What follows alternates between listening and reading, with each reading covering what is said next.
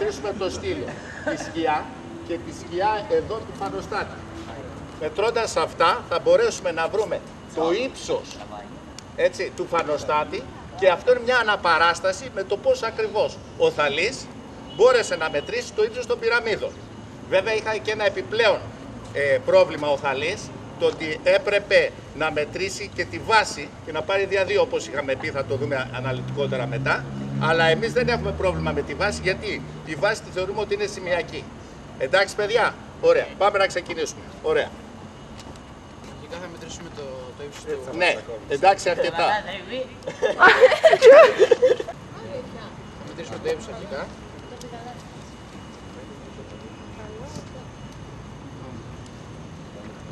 Είναι 1,55. Λοιπόν, τώρα θα μετρήσουμε και τη σκιά του.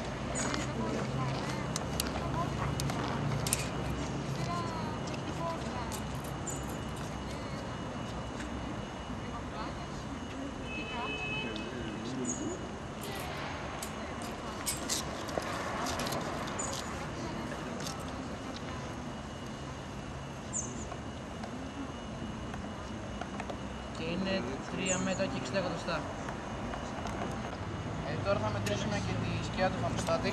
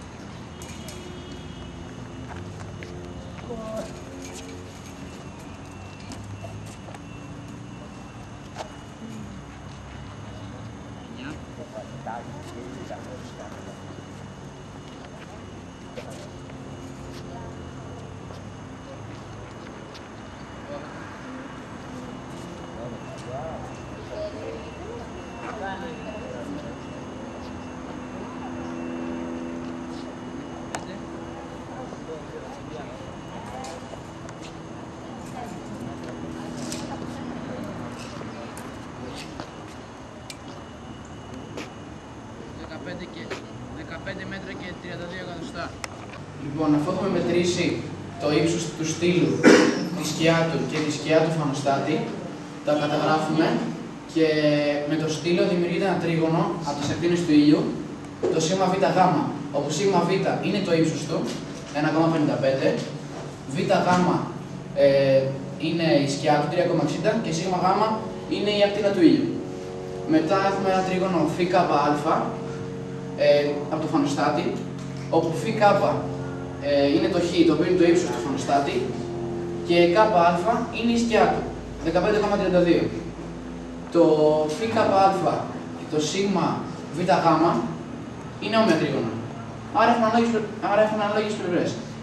Και έτσι θα συγκρίνουμε πλευρές. Το ύψος, με τα ύψη με τις σκιές.